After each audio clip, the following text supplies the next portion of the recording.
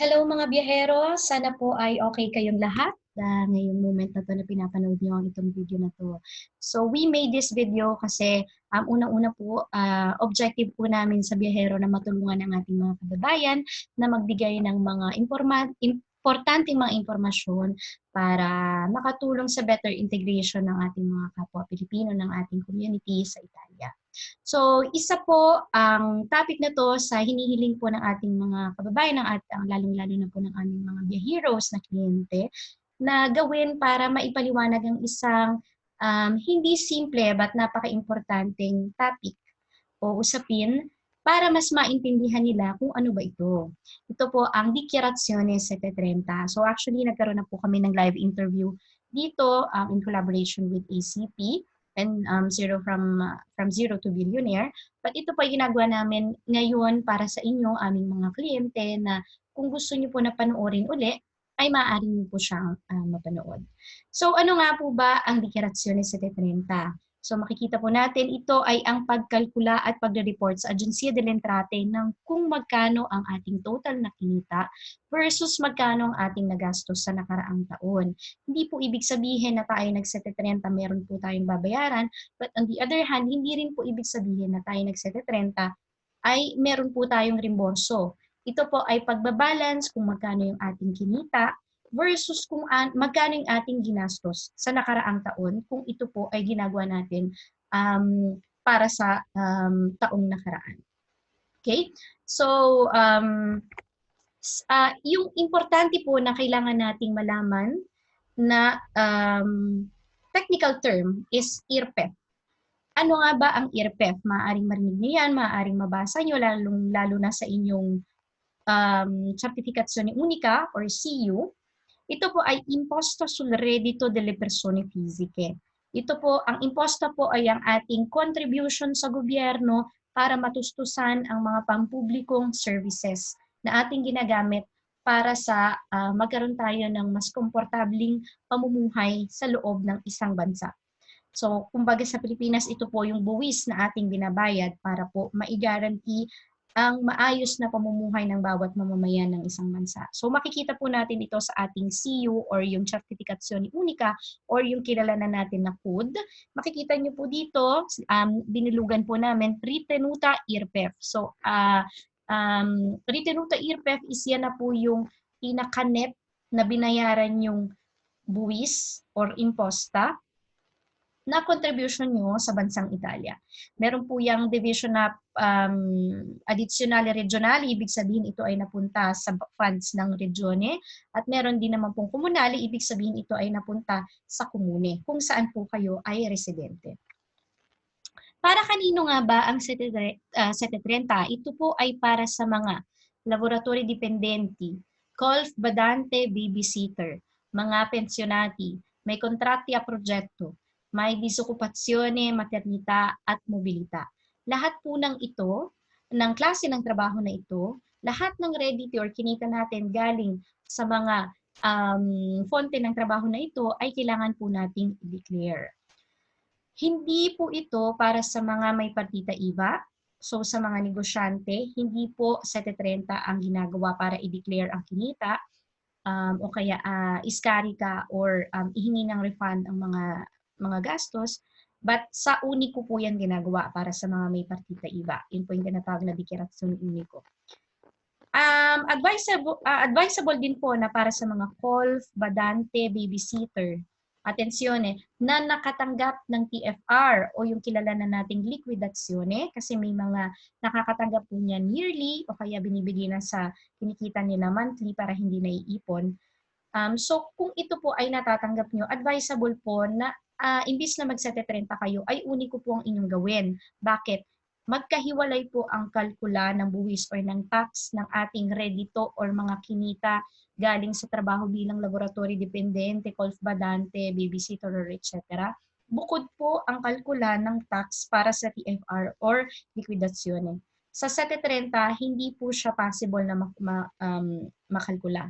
Sa Unico po, pwede nyo siyang maisama automatically.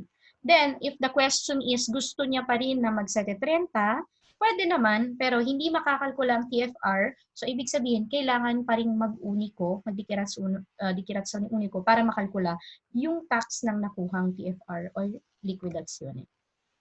Ano ba yung pagkakaiba ng Seta 30 at Unico? So madaming nagtatanong dyan. Sabi nila, pag nag-Unico ako, mas marami akong makukuha. Seta 30, mas magbabayad ako. Sa totoo lang po, ako po ay hindi ako komersyalista, hindi po ako radyonyere. Ako ay simpleng mamamayan.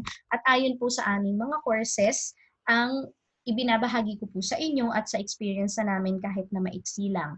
Pero ang Sete 30 at Unico po ay iisa lang. Pareho lang po silang declaration of taxes at possibility para humingi ng refund para sa mga detraksyon o kaya mga bagay na ating ginastos na maaaring makabawas sa ating buwis. Ang pagkakaiba lang nila is kung magsesete 30 ka, kung ikaw ay may refund, mas mabilis mo siyang makuha. Kung may babayaran, mas maaga din yung iyong magiging kadensa or limit time para magbayad. Pero pwede mo siyang irate kung masyado siyang malaki. Sa Unico naman is mas matagal makuha ang reimborso or yung refund na tinatawag. So makikita nyo dito sa baba, yung naka-rectangle, may dalawang klase ng reimborso or pamamaraan ng pagkuha ng reimborso kapag dikiratsion ni Unico ang ating kinuha. So yung part kung saan nakikita niyo yung kredito, di cui, si chiede il rimborso, kapag dyan po nakalagay yung amount na inyong i-reimborso, ibig sabihin 2 years from the moment na kayo ay nag-declare or na-confirm ang Unico at naipadala po sa Agencia del Entrate at na-confirm nila, 2 years from that time on, yung marireceive ang reimborso na yan. Yung katabi naman niya na credito da utilizzare in compensazione o in detrazione, kung dyan po nakalagay inyong reimborso, ibig sabihin, yung amount na yan, halimbawa, Unico ako ng 2019, so ito yung result ng aking Unico at doon nakalagay ang aking reimborso. By 2020, pag ako ay nagsete 30, dadalhin ko yung Unico ko sa CentroCaf, ipapakita ko na meron akong credit na pwede kong gamitin sa detraksyon ng susunod na taon. So sa lahat ng mga nag-Unico last year at meron kayong refund at dito nakalagay ang refund nyo na pwede siyang credit na in compensazione in detrazione na pwede nyo gamitin, ibig sabihin, maa-add po yan sa refund na makukuha nyo ngayong taon. Then again, ang kung meron po ang Colf Badante na TFR declaration or binigyan kayo ng TFR, dikiratsion ni Unico po ang advisable sa inyo. Obligatory ba ang 730? Or isama na rin natin ng Unico? Yes, actually lahat po ng residente ng Italia na registered fiscally na may income ay kailangan mag-submit ng declaration of taxes. Sa lahat po ng bansa, hindi po yan tatakbo kung hindi tayo nagbabayad ng tax. So, sa totoo lang, obligatory po na ipasa natin ang 730 or Unico. The reason why may mga nakaka-receive ng mga letters galing sa Agencia del Entrate, ang Agencia del Entrate yan po ang government agency na nagmamanage ng ating mga declaration kung ano yung sitwasyon talaga ng bawat mamamayan, be it persona physica or yung mga mamamayan na walang negosyo, be it yung may mga negosyo. Kasi sila yung nagmamanage kung sino ba talaga, magkano ba talaga yung dapat bayaran na tax or kung may kailangang i-refund sa mga tao. So, napaka-importante po niyan. Pero maliban na lamang kung tayo ay pasok sa mga exemptions, then in that case, hindi po tayo obligado na mag-declare ng 730 or Unico. So, sino nga ba ang mga exempted dito? Usually po, exempted po talaga tayo kapag ang total na kinita natin sa trabaho, sa pension. Actually, kasi usually tinatanong kami, ang work ko is 24 hours, kailangan ko bang mag-sete 30? Meron akong tatlong trabaho, kailangan ba akong mag-sete 30? Hindi po siya depende sa dami ng trabaho, hindi siya depende sa kung ilan ang oras ng inyong trabaho, but dun sa amount ng inyong kinita. So, kailangan nyo pong malaman saan ba ako kumita ng nakaraang taon. Yung total nun, paano malalaman kung exempted ka? Kung ang iyong kinita ay hanggang 8,000 euros. Probably, sasabihin ko probably, hindi ka obligado na mag-declare ng 730. Sasabihin ko sa inyo mamaya kung bakit sinabi kong probably. And para din po sa mga may total na kinita sa ari-ariang lupa o may lokale ng hanggang 500 euros, halimbawa pinaupahan niya na isang beses lang or dalawa at ang kinita niya lang sa lupa na ito o sa lokale ng kanyang ari-arian ay 500 euros, so hindi na siya kailangan i-declare. More than that, kailangan na. So yung tinutukoy ko po sa inyo kanina na maybe kapag hanggang 8,000 ang inyong kinita, hindi kayo kailangan mag-declare, ito yung dahilan. Kasi, yes, kapag ka umabot ka ng hanggang 8,000, huwag ka na mag-declare because you have no taxes to pay. Pero what if less than 8,000 ang kinita mo, pero ibinayad pa rin ng IRPEF o ng buwis, ibinayad ka pa rin ng buwis ng iyong datore di laboro, ng iyong employer. Paano po ito nangyayari? Bigyan ko po kayo ng example, which is the example na binigay ko rin po during ng live interview. Halimbawa, ako ay inasunto, 620 yung aking sweldo every month. So if you calculate 620, kalkula po natin na may kasama akong 30 na kikitain. So around 8,100, more than 8,000 yung kikitain ko. So ang kontrato ko sa datore di laboro na ito ay sabihin na nating 2 years. So kung ako ay asunto ng January, ang datore di laboro, iaano niya na yan, ipo-foresee niya, ipe-prevede niya na kung ang ipapasweldo ko sa kanya ay 620 sa buong taon, ipe-prevede ko ay foresee na lalampas siya sa 8,000. So in these cases, obligado po ang datore di laboro na ibayad ako ng taxes. Alam naman po natin na kapag impiegato, operario, dirigente, monthly po yan ibinabayad. Hindi po katulad ng kapag golf badante na hindi po tayo ibinabayad ng taxes.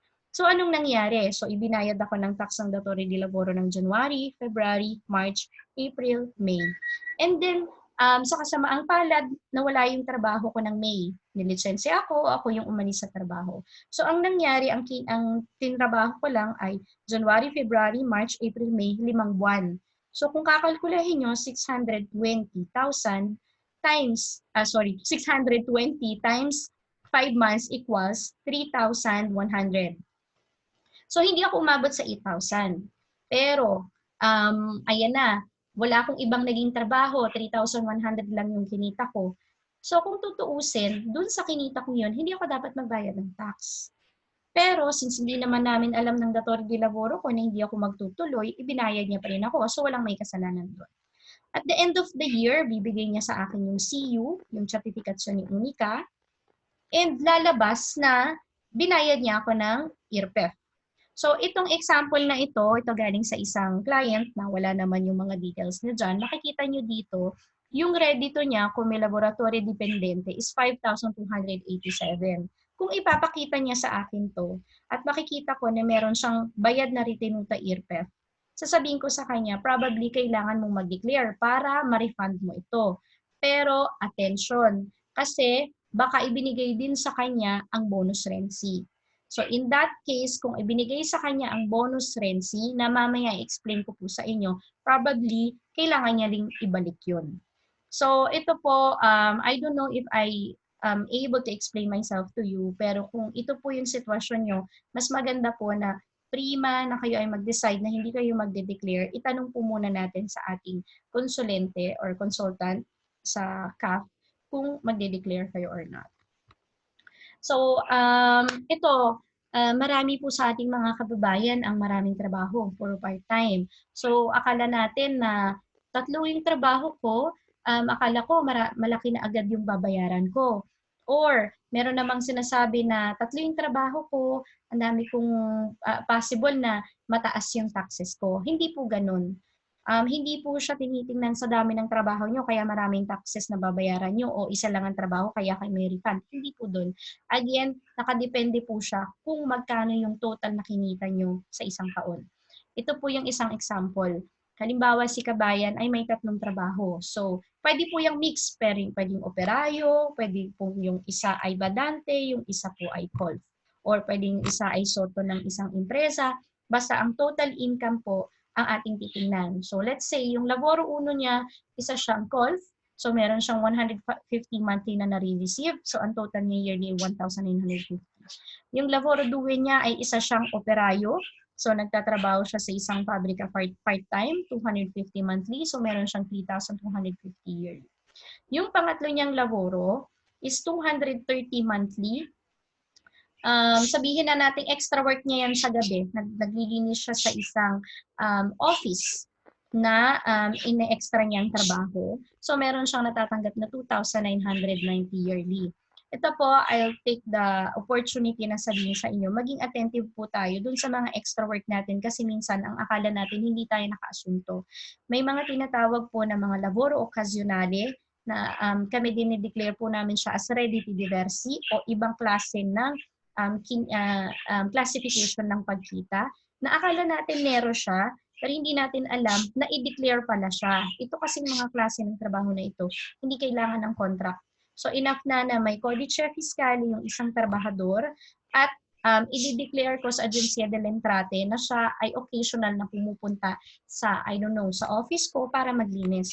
Bakit nila to ginagawa? To avoid na in case of control na makita kayo or maybe kung naglilinis kayo sa gabi, mamaya mag-alarm, pumunta yung karabiniere, tapos tanungin kung asunto ka ba doon o hindi. Pag nalaman nila na pumapasok ka doon sa opisina at hindi ka asunto, so syempre, lagot yung datore di lavoro. So to avoid those kinds of problems, dinideclare po nila yung laboro occasionale at binabayaran po nila yung ritenuta da conto. So kailangan po na kung ganito yung mga iba nating extra work, maging malinaw po na sa ating mga datore di lavoro kung asunto po talaga kayo hindi. Para alam nyo kung i-declare nyo po yung kinitang yun o hindi.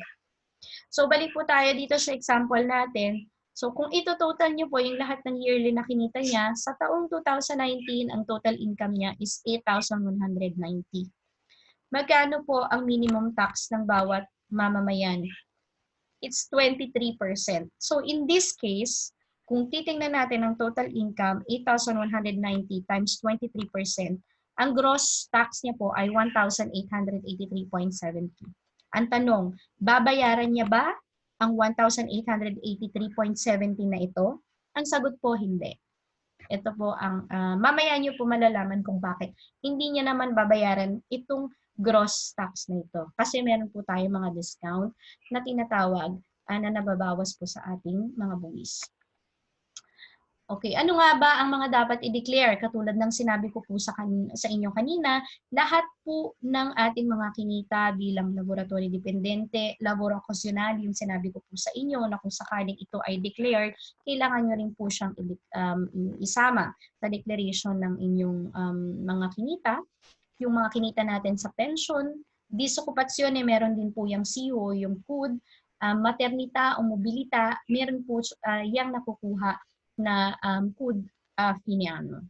Doon din po sa mga may ari-arian at investments tulad ng bahay o lupang binili o kaya mga paper assets. Magkano ba talaga ang ating tax? So makikita nyo dito sa kanan. Tingnan na lang po natin yung annual na ating kinikita para malaman na lang natin yung total ng lahat-lahat. Kung umaabot pong ating kita hanggang 15,000, ang ating pong tax ay 23%. Lahat po ng susobra sa 15,000 mula 15,000.01 hanggang 28,000 ay 27%.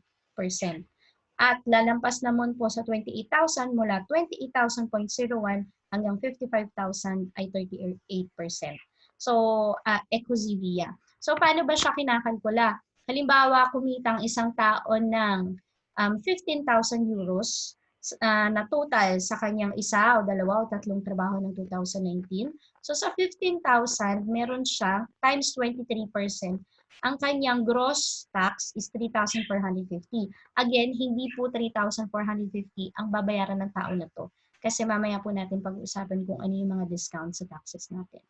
Example number 2, ang kinita niya ay sumobra sa 15,000. Kung 17,000 euros sa taong 2019 yung kinita niya, more or less, ito po ang calculation niya. Yung first fascia ng table kung saan tinitingnan yung scaglione o yung table ng ating pagbabayad ng IRPEF or taxes, yung first 15,000, 23% ang calculation yan. So, 3,450. Yung susobra sa 15,000, makikita nyo dito, ayan na siya. 27,000 din kakalkula sa kanya. So, 460. So, ang total niyang tax, gross tax sa taong 2019 ay sama ang dalawang skalyonin na to na ang kalabasan ay 3,910 euros gross tax. Okay, ito na yung gusto nating part. Ano ba yung pwedeng i-refund? So, kung halimbawa, balikan natin yung una. Dito na lang tayo para mas mabilis yung kalkula. Balik tayo kay kabayan na 8,190 yung kinita, tapos 23% yung kanyang tax. So, meron siyang 1/8, sabihin na natin na gross tax. Dyan sa 1/8 na gross tax na yan, meron tayong mga tinatawag na deduzione o detrazione. Hindi ko na po siya explain kung ano yung mga yon, o hindi ko na i-approfondisce, but ito yung in poche parole, sila po yung mga discount sa mga taxes na dapat na ating babayaran. Number 1 na po dyan yung declaration ng mga bahay na tinitirahan natin. Kung binili man po ito o nirerentahan. Malaking bagay po na mayroon tayong bahay na idinideclare kung saan tayo dapat ay residente. Hindi po pwedeng i-declare kung hindi nakapangalan sa atin ng contract or kung hindi tayo ang may-ari ng bahay na yon, ng kontrata di compra-vendita o ng mutuo. Meron naman po tayong ding mga detrazioni. So, ano ba yung mga detrazioni? Another discounts po ito para ito po ay inilabas ng batas ng Italia para po mapagaan ang pagbabayad ng taxes. Ang detrazioni, yung mga discount po na ito ay po pwedeng bilang laboratory dipendente, figli a carico, coniuge a carico, altri familiari, assegno coniuge o figli in mantenimento, at spese varie. So, makikita nyo po sa inyong CU, sa inyong code, ang mga voce na ito o kaya yung mga indication na ito sa inyong by the way, ang tawag po talaga ngayon is CU na, kaya medyo nahihirapan akong banggitin siya. Hindi na po siya CUD kasi before it was CUD. Ngayon po, ang tawag na sa kanya is CU, which is Certificazione Unica. So, yung Certificazione Unica, makikita nyo to, I think this is on the second page. Nakikita niyo imposta lorda, ito yung gross tax na pinag-uusapan natin kanina. So, in the case ng ating first example, 1,880 ang kanyang gross tax. Pero galing sa gross tax na yan, babawasin pa kung meron siyang carichi familiari at meron siyang detrazione or discount bilang laboratory dipendente. So makikita nyo dito, nandito yung total na discount, total detrazione.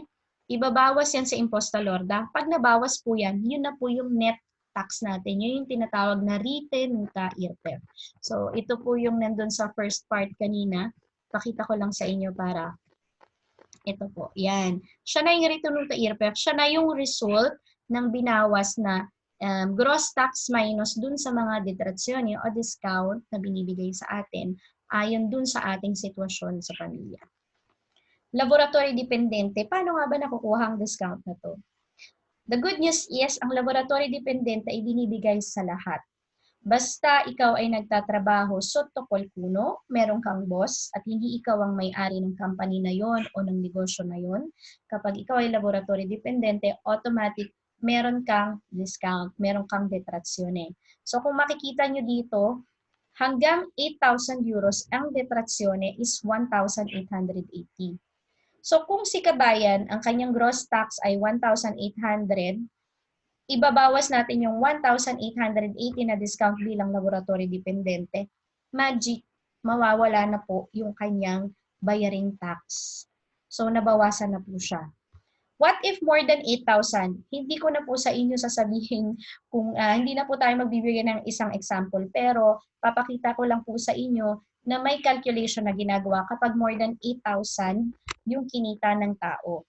The more po na tumataas, actually bumababa yung ating detrazione kung may laboratory dependente. Kasi kumbaga, habang tumataas yung power natin na kumita, bumababa din yung discount na binibigay bilang laboratory dependente. Kasi, syempre, kung 8,000 lang kinikita ng tao, actually parang ano lang yan, break even lang siya or hindi pa enough yung kinikita niya.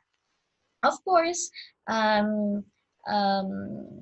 suppongo, no, or they expect na kung ano yung ating dineclare, yun yung totoo nating kredito. Hindi nila iniisip na may nero tayo, pero yung calculation or yung discount na ito ay nakadepende sa pag-trust nila sa atin na kung ano yung ating dineclare, yun lang talaga yung ating kinikita. Another discount is yung Filia Carico. So kung ulitin natin yung ating example kanina si Kabayan na meron siyang IRPEF or imposta na bayarin na 1/8 na nawala na dahil nagkaroon siya ng discount bilang laboratory dependente. Kung meron siyang anak, magiging refund na to. Kasi kung ikakari ko kung may anak ako, na nadadagdagan pa yan kung higit sa 3 ang anak, at madadagdagan pa rin yan kung may disability condition ng aking anak. So, ito na yung part kung saan nakakakuha tayo ng refund. Kasi kung ang lalabas ay wala kang utang na bayaring tax sa gobyerno, tapos meron ka pang gastos na pwedeng iskari ka, then this time, refund na siya. On the other hand, kung malaki ang kita mo at nakalkula na nila yung 23 or 27% na mas mataas kesa dun sa mga kaya mong iskari ka, like wala ka namang bahay, wala ka namang anak, wala ka namang asawa na pwede ikari ko, wala kang other expenses, then doon po tayo nagbabayad ng taxes. Hindi po yun multa. So, yun po ay ating obligasyon base sa ating kinita. Para po sa mga may anak, hanggang 24 years old, pwede po natin silang ikari ko. Ito po ay pagbabago ngayong taon kasi last year hindi po ganito. So this year, kapag ang kinita niya ay hindi hihigit sa 4,000 euros, kung hanggang 24 years old siya, pwede natin siyang ikari ko. Pero mula 25 years old and above at anak natin siya, kasama natin siya sa bahay, dapat ang kinita niya ay hindi hihigit sa 2,840.51 sa nakaraang taon. Dahil kung nagkaroon siya ng redito na katulad nito, ibig sabihin, hindi na siya pwedeng ikari ko or isama sa refund natin sa tax declaration. Isa pa sa mga pwede nating isama sa tax declaration ay ang ating kabiyak o ang ating asawa kung ang kinita niya ay hindi higit sa 2,840 at pwede rin ang ating mga familiarya kariko. So kung ating biyanan ay kasama, ating mga magulang kasama natin sa residensa, pwede po natin silang iskarika. Attenzione, kasi ito po ay isa sa number 1 na kinukontrol ng Agencia del Entrate. Hindi po isang beses na nagkaroon kami ng mga declaration na i-declare namin yung manugang na kariko or yung biyanan o kaya yung magulang madalang lang na kinokontrol po ng Agencia del Entrate na sinisingil na ipabalik yung refund na yon. Bakit? Because, of course, sa mga gantong sitwasyon na paghingi ng refund, malaki ang doubt nila kung totoo ba talaga nakariko mo ang tao na ito. So ano po ang dapat gawin in that case? Kapag ka napadalang kayo ng letter na ipinapabalik yung pera, kailangan yung bigay yung proof na yung panahon na yon ay totoong magkasama kayo sa residensa. Nung panahon na yon ay wala talagang trabaho or hindi talaga kumita ng more than 2,840 ang kamag-anak na iyong kinakariko. And na may permeso di soggiorno talaga siya. So, yun ang agency kailangan yung kumbaga ipagtanggol yung sarili nyo na hindi ko dapat ibalik ang pera na yan because ayon sa legge, pwede ko naman talaga siyang gawin. But of course, karapatan din ng Agencia del Entrate na i-control kung karapat-dapat ba talaga nating ma-receive ang refund na ito. So again, kung titingnan natin yung ating example kanina, wala na siyang taxes na kailangan bayaran. Kung meron siyang anak at meron siyang konyoje na pwedeng ikari ko, magiging refund na to. Yung issue naman po ng mga familiarya kariko na nasa Pilipinas or nasa bansang ating sinilangan, kung pwede ba silang ikariko? Yes, pwede po. Kami po sa Biyahero, we suggest ang asawa, anak, at magulang. Kasi usually yan naman po talaga ang ating mga sinusuportahan. May mga naririnig po kami na nagsasabing pwede ang kapitbahay, pwede ang pinsan, pwede ang kapatid. Yes, pagka po may mga chances na naikuha nyo talaga sila, nakakuha kayo ng Certificate of Financial Support sa barangay at naikuha nyo sila ng Codice Fiscale, kung sino man po yung mag-i-insert nun, madali po yung insert. Hindi naman po yan malalaman ng system at that moment kung pinsan nyo ba yun or kung sino man, nakapitbahay nyo lang pala siya. So, pwede po siya ma-insert, pwede nyo siyang makuhaan ng refund. Pero, to be honest, hindi po siya dapat gawin. Kasi kung hindi nyo naman po talaga financially supported ang kamag-anak na to, kung hindi naman po sila talaga nangangailangan or ay what would I say, hindi may kinikita naman sila, may trabaho naman sila. Napaka-delikado po ng paghingi ng refund para sa mga pamilyarya kariko na to. Kasi lagay na lang po natin yung sarili natin sa Agencia del Entrate, no? Anong alam ko kung kamag-anak mo ba talaga sila? Eh, nasa ibang bansa naman yan. So, isa to sa mga possible na talagang paghihigpitan ng pagkukontrol ng Agencia del Entrate.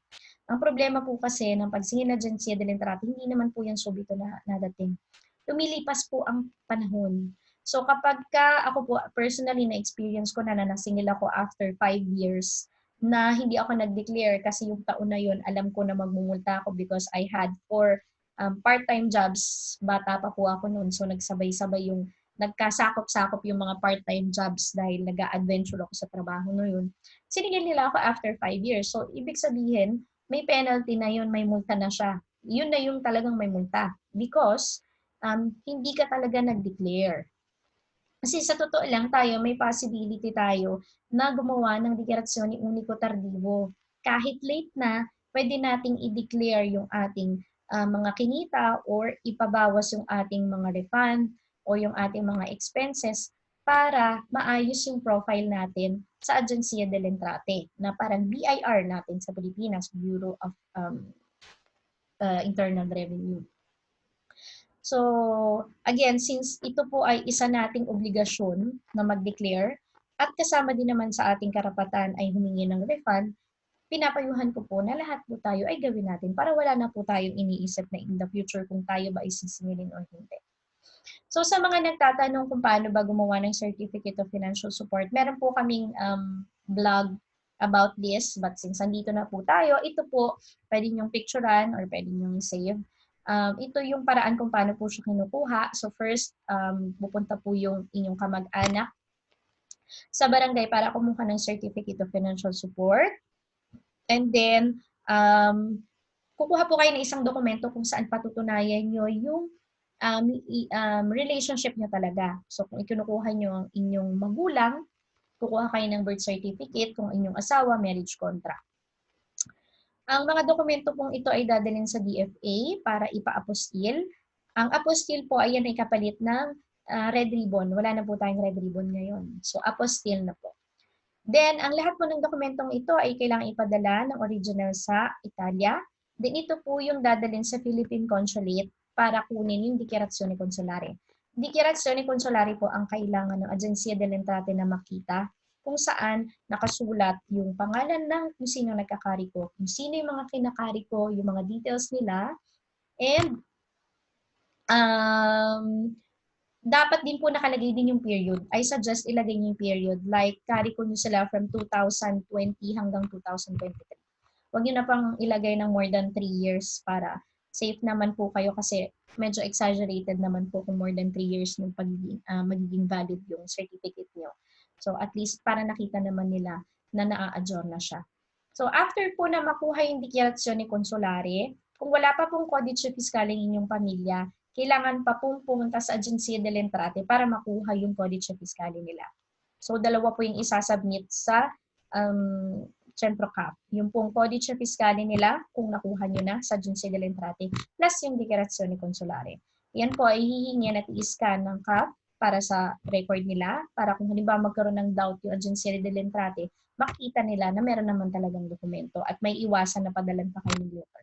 Or else, at magkaroon sila ng doubt, itago niyo po yung original. Lahat po ng original na receipt ng mga dokumento na ating sinubmit sa declaration ng taxes ay importanteng itago kasi possible na sila po ay mag-control. Okay, ano pa yung mga specifying na tinatawag natin na pwedeng i-refund? So, napakarami po niyan. Yung atin pong mga spezi-medike, pwede po yung mga check-up natin, yung mga binayaran, mga binili po nating gamot. Atensyon, gamot lang po ang pwede. Makikita nyo naman po yan sa resibo kung ano talaga yung mga skarikabile. Pwede po yung mga faktura ng okyali kung bumili tayo, or kaya nagpa-check up tayo sa dentist, yan. So, gano'n na rin po dun sa pagbili ng vehicle para sa mga may kapamilya na may disability. Ito po yung tinatawag na legit 104. Kung bumili po tayo ng vehikulo at carry ko po natin ng isang kamag-anak na may disability, pwede po siyang iskarika. So, veterinarian, may nagtanong po sa amin during live kung pwede siya. Yes, pwede po siyang iskarika. Yung retributo ng pagamento ng interest si passivi per mutui hypothecari, kapag po may dumating sa ating mga letters galing sa bangko, itabi po natin yan, lalong-lalo na po sa mga may-ari ng bahay o bumili ng bahay na may mutuo. Nire-report po nila kasi pwede nilang, pinapadala po ng bangko yung mga interest na ating binayaran kasi kasama po yan sa discount na pwede nating ibawas sa taxes. Faktura del notayo e della agensia immobiliare. So sa mga bumili ng bahay, yung mga binayaran nyo sa kanila ay pwede natin iskarika. Yung inyong mga asikurasyoni, pwede rin po yan.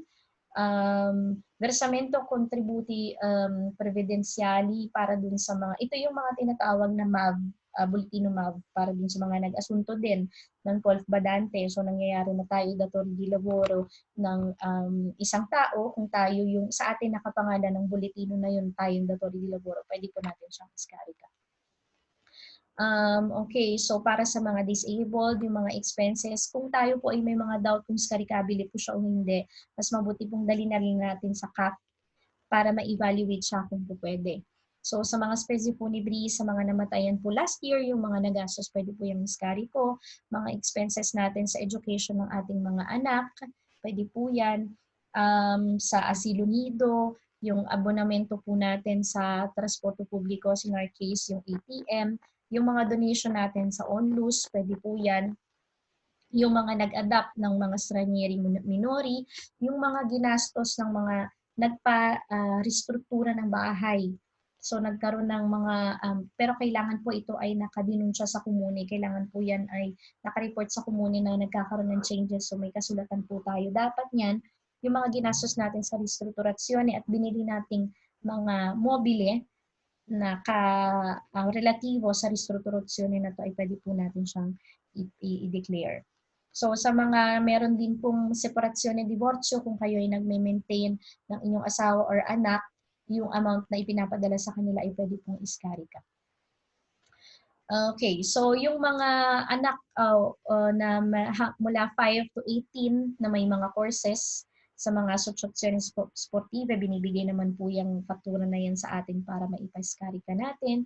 Yung kontrato di affitto, basta ang affitto po, ang kontrato po ay dapat registered at dapat nababayaran po natin yan. Okay, so ito po ay mga nabanggit ko na kanina. Okay, bonus rensi.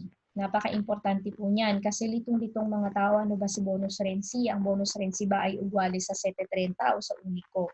Ang bonus rensi po ay ipinatupad ni Renzi, which is Prime Minister natin before ng gobyerno ni Conte o ni Di Maio at saka ni Salvini, na dagdag sa sweldo ng mga tao, which is 80 euros bonus monthly for all employed sa lahat ng laboratory dependente, mga pa-impiegato, operayo, dirigente. And thanks God, pati rin po ang mga Colf Badante ay may bonus rensi. Anong kaibahan ng mga operayo at ng mga impiegato sa Colf Badante? Ang mga operayo po, since may busta paga sila, binabayaran ang kanilang taxes every month, automatic po nare-receive nilang 80 euros. Sa mga Colf Badante, since wala tayong busta paga kung si Deve, iba po yung binibigay lang sa inyo monthly ha. Kahit po may busta paga kayo, hindi po yan dinideclare dyan, hindi po bayad dyan. Basta Colf Badante for babysitter, hindi po automatic na binabayaran ng taxes niyan. So kahit may hawak kayong busta paga, hindi po bayad ang taxes. Kasi yun po yung nature ng trabaho. So since hindi binabayaran yung ERPEF or buwis niyan, hindi rin po nare-receive ang bonus rensi dyan. Nakukuha lang po ng Colf Badante o babysitter ang bonus rensi kung magde-declare ng 730. Ang bonus rensi po ay hindi para sa mga pensionati, sa mga negosyante o mga professionist, yung mga freelancer. Ito po ay natatanggap kung ang kinita ay mula 8,174. So kung ang total na kinita ay less than 8,174 at makikita nyo sa inyong code na natanggap nyo ang bonus rensi, kailangan nyo mag-730 kasi in that case, kailangan nyo siyang ibalik kasi hindi nyo siya dapat natanggap. Pero kung ang inyong kinita ay more than mula 8,174 pataas hanggang 26,600, then rights nyo po na ma-receive yan. Ngayong July 2020, itong taon na to, magkakaroon ng additional 20 euros Ang 80 na to, so magiging 100 po ang marireceive natin na bonus rent sa ating Bustapaga. And pati na rin po yung mga 26,600 hanggang 28,000 ay makaka-receive ng 100 euros. So itataas na nila yung SOLYA. Actually, gusto nilang paabutin yan hanggang 35,000 euros. Saan ba makikita kung na-receive natin yung Credito Bonus IRPEF? Sa CU pa rin, Certificazione Unica. Makikita nyo po yan sa second page kung saan doon din po yung gross at saka yung net ng IRPEF ninyo, mga detraksyon sa bandang baba, 391. So, kita nyo naman po dito. Kapag nakalagay dyan 1, nakalagay po doon sa kasunod kung magkano yung na-receive. Kapag nakalagay ay 2, ibig sabihin, hindi siya na-receive. Wala kayong amount na makikita dito. Anong mangyayari kung hindi tayo magde-declare? Okay. First, kung hindi tayo nakapag-declare sa mga nakaraang taon, pwede tayong mag-declare up to 5 years backward. May tinatawag na modelo unico tardivo. So once po na matapos ang 730, mag-open po yung unico. So pwede po yan na i-declare dire-diretso hanggang sa bago na uli po magbukas ang 730. So wala tayong dahilan na pwedeng sabihin sa Agencia del Entrate, nalampasan na ako ng 730, nakalimutan ko na. Kasi they have given us this possibility na up to 5 years backward ay pwede tayong mag-declare. Kaya hindi rin sila agad-agad na naniningil because they have this span of time na possibility ng mga citadini na mag-declare ng redito or ng refunds. Kasi kung hindi natin siya gagawin, magkakaroon talaga ng control of fiscales. So ito na yung mga nakaka-receive. So yung mga storya na bakit si ganyan, hindi niya na-receive, bakit si ganito, ang tagal niya nang hindi nagde-declare. Case-to-case basis po yan. So kami, kung tatanungin niyo po kami, ako honestly, I've always declared yung aking credito kasi ayoko magka-problema in the future, ayoko ng mga surprises. Kasi isang beses ko na siyang ginawa nung bata pa ako and nakita ko na yung consequence. So, ayokong sumugal na kung hindi ako magde-declare ay hindi ko alam kung ano yung pwedeng mangyari in the future. So, might as well, i-declare na lang po natin para maiwasan natin yung problema in the future. So, paano ba natin gagawin yung self-evaluation? Magsesetetrenta ba tayo or hindi? Number 1 po ang pwede natin gawin, calculate nyo po yung total na kinita nyo last year. Sa lahat ng inyong kinita, laboratory dependente, operayo, sa inyong extra trabaho, aalamin nyo kung declared ba kayo o hindi, kung ibinayad ba kayo ng bulletin ni IMSS. Kailangan po nating malaman lahat ng kinita sa mga may disokupasyon, nagmaternita, mobilita, lahat po ng kinitang yan. Meron po yan tinatawag na CU or CUD. Ganon din po sa mga laboro okasyonale, meron po yung CU, Certificazione Unica. Kung ang kinita nyo po ay less than 8,000 euros, i-check nyo kung nagbayad kayo ng IRPEF. Kung ipinagbayad kayo ng IRPEF, then maybe kailangan ibalik sa inyo yun. Or kung ibinigyan kayo ng bonus rensi na hindi nyo naman dapat ma-receive kasi nakita naman natin kanina dapat 8,100 plus 8,174 ang minimum para ma-receive siya. So kung na-receive nyo siya na hindi kayo umabot sa amount na yan, then kailangan nyo siyang ibalik. If more than 8,000 naman, i-check nyo rin po kung nabayaran nyo yung IRPEF nyo kasi may mga chances na more than siya, impiegato, operayo, pero kulang ang IRPEF. Hindi siya umabot sa dapat na 23% or 27%. So, isa yan po sa mga bagay na check namin. Then number 2, i-check nyo kung qualify kayo with some tax discounts. May bahay ba kayo? May asawa ba kayo? May anak ba kayo na kailangang ikariko? Or mga expenses ng mga taong 2019.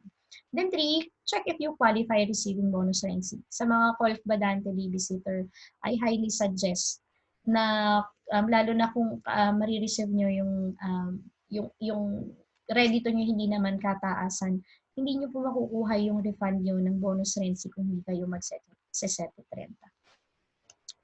So now kami po napopromote kami ng online document submission. Bakit? Sa sitwasyon po natin ngayon, kailangan po nating harapin, kailangan nating mag-adjust kung ano yung nangyayari ngayon. We encourage clients to adapt with the changes happening now so that we protect we protect ourselves and our loved ones. Kasi kung pipilitin natin na laging pumila tayo, lalong-lalo na po ng 730, Hinihiling po namin sa inyo, huwag po tayo makipagsiksikan o pumila ng mahaba because you're putting yourself into risk at ganun din yung mga kasama at ganun din yung mga nagtatrabaho sa lugar na inyong pupuntahan. So kami po bilang mga opisina, bilang mga negosyante, napakahigpit po ng ordinansa sa amin kung paano namin siya i-respect. And if in case na makontrol po kami at hindi po namin nire-respeto ang ordinansa na to, kami po ang mumumultahan, hindi po kayo. Kaya po kami ay talagang gumagawa ng paraan para ipahatid sa mga tao yung dahilan kung bakit maraming changes sa mangyayari. Number one na po na makakasolve ng problema na ito na magkakaroon ng assembramento o pagsasama-sama ng maraming tao sa isang lugar, lalo na po mga offices because it is closed, ay mag-adjust po tayo sa online document submission or online consultation or yung pagtawag, pwede tayong kumuha ng appointment kasi sa panahon po talaga ng 7:30, ito yung panahon na nagsisiksikan ng mga tao. So kung ayaw nyo pa rin pong maniwala, imagine niyo na lang na kung kayo ay pupunta sa isang lugar at siksikan at may isa po sa mga taong nandito na may COVID-19. Kung ang mga dokumento naman o ang consultation naman ay pwede palang itawag na lang or pwede namang online, kahit nga po video chat, pwede namin pong gawin. Basta by appointment po natin siya gagawin. Bakit mo pa i-risk yung buhay mo kung yung technology or si God has permitted us to create this possibility na isimplify yung buhay mo kaysa ikaw ay magbiyahe, pupunta ka pa dun sa lugar, hindi mo alam kung sino yung makakahalubilo mo or yung makakasalubong mo, magtitiket ka pa, naubos pa yung oras mo. Whereas, pwedeng pagkagaling sa trabaho, pahinga ka ng konti, kunin mo yung mga dokumento, picture ng konti, mag-email ka, and then you can converse directly kasi ito na po ang future. We cannot not accept ang katotohanan na to. Ito na po yung future na kailangan natin mag-adapt sa beauty of technology na ibinigay po sa atin para sa ating sariling kapakanan and commodity. So, ito po yung mga requirements natin for SETE30 para po makuha niyo rin ang listahan na to. Pwede po kayong pumunta sa www.viajeroservices.com. Meron po kaming blog kung saan isunulat po namin more or less yung mga impormasyon tungkol sa SETE30 and then of course the possibility to send through email and nandun din po yung mga requirements na pwede nyo isubmit. We suggest na mag-message po kayo sa amin kasi I have to be honest, medyo nahihirapan po kami na mag-manage kasi sa sobra talaga pong inquiries na aming nare-receive. And hindi na po ako magsisinungaling sa inyo, hindi po kami ganun kabilis makasagot because of course, loaded po talaga kami sa inquiries. But what I could promise is we are doing our best na late man ay sinasagot po namin ang mga inquiries na ito kasi alam po namin na lahat po kayo ay nangangailangan ng tulong at nagpapasalamat po kami na pinili niyo po kami para hingin ng tulong.